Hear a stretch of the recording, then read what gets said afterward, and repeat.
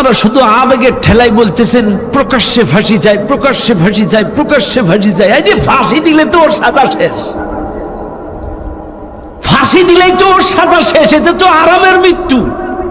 দড়িতে তুলে দিলে তওবা তালকিন করায়, দড়িতে তুলে দিলে 1-1.5 মিনিটই শেষ। এটা তো আরামের মৃত্যু।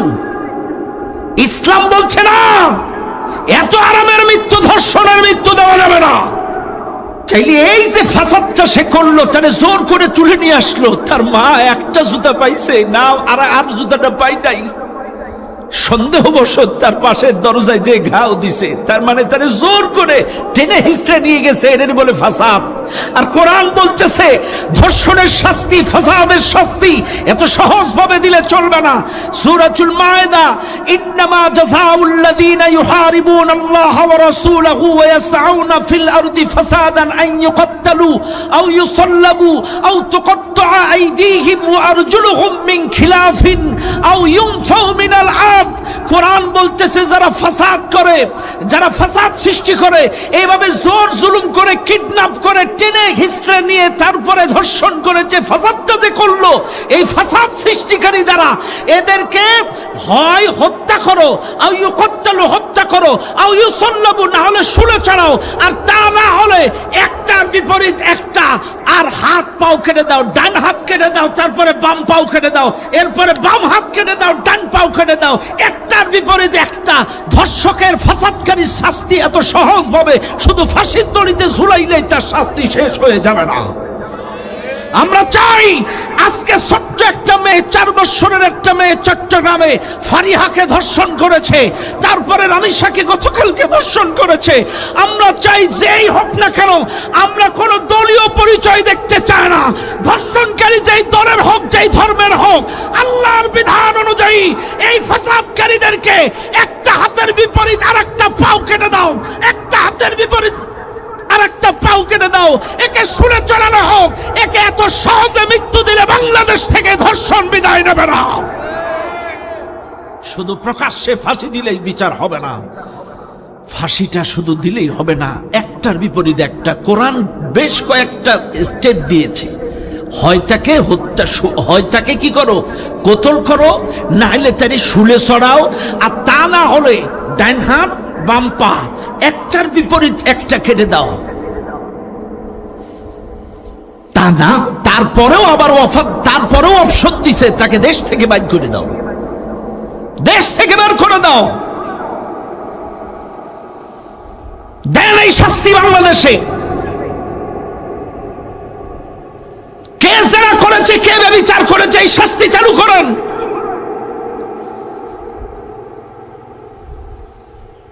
জেনা, ব্যভিচার, তাকান বাংলাদেশের দিকে, তাকান বাংলাদেশের দিকে।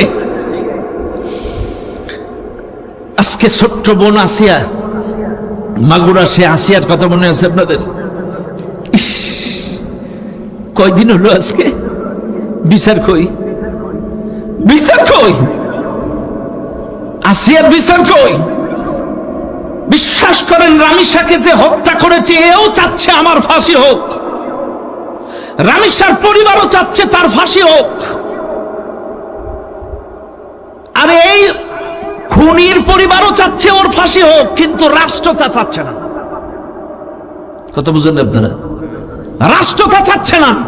আমরা চাই তার ফাঁসি হোক, কিন্তু এত সহজে কষ্ট দিলে হবে না। হাত পাও একটার বিপরীত একটা কাটো আগে, এরে ধুকে ধুকে মারতে হবে, যেমন করে রামিসাকে মেরেছে, তিলে তিলে মেরেছে।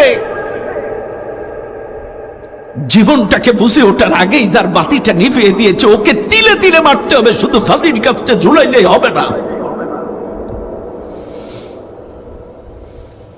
রামিসা, ফারিহা, আসিয়া, কবে দেখবো এদের ফাঁসি, কবে দেখবো এদের খুন? আজকে তাকান ইসলাম, ইসলাম দেখেন। একবার এক মহিলা নামাজ পড়তে আসতেছে,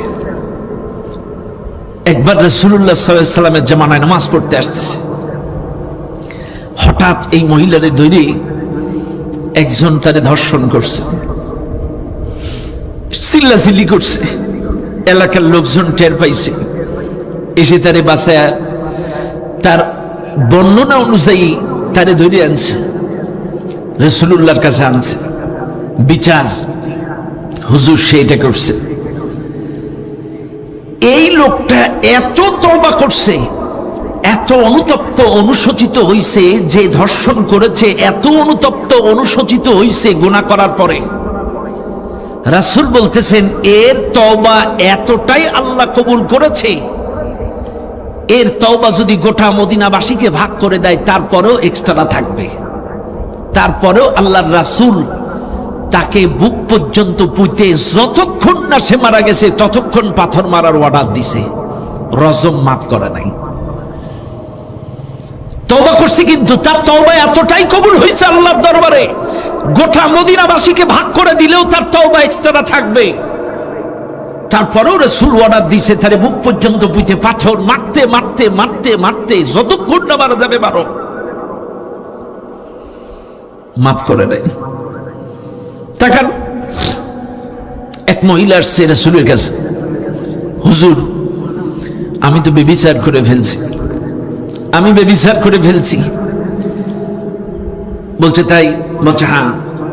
তুমি কি গর্ভবতী হইছো? বলছে হ্যাঁ হইছি। ঠিক আছে বাড়ি যাও, এই বাচ্চাটা প্রসব করো, বাচ্চাটা জন্ম দাও। মহিলা চলে গেলেন, বাচ্চাটা জন্ম দিলেন। জন্ম দেওয়ার পরে বাচ্চা হইছে?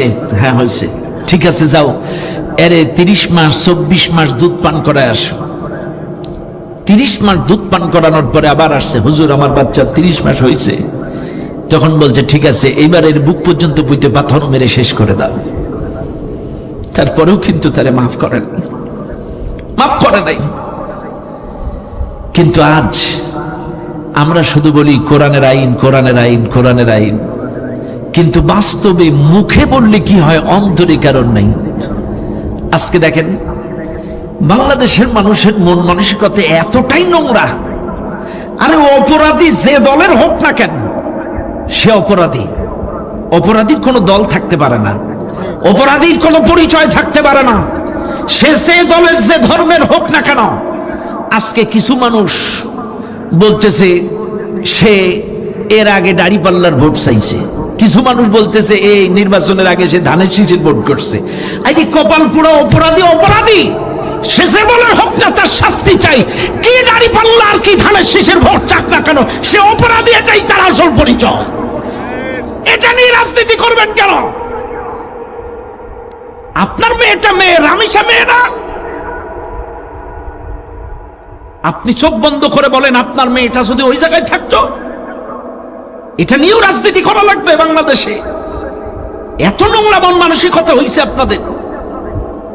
ফেসবুক গরম, কেউ বলতেছে ধানের শীষের নির্বাচন করছে, কেউ বলছে দাড়িপাল্লা। কপাল পোড়া বাঙালি, নির্লজ্জ বেহায়াত দল। এটা নিয়েও আজকে রাজনীতি চলছে এই বাংলাদেশে। লজ্জা লাগে, মাঝে মাঝে মনে হয় দেশটা ছেড়ে অন্য দেশে চলে যায়।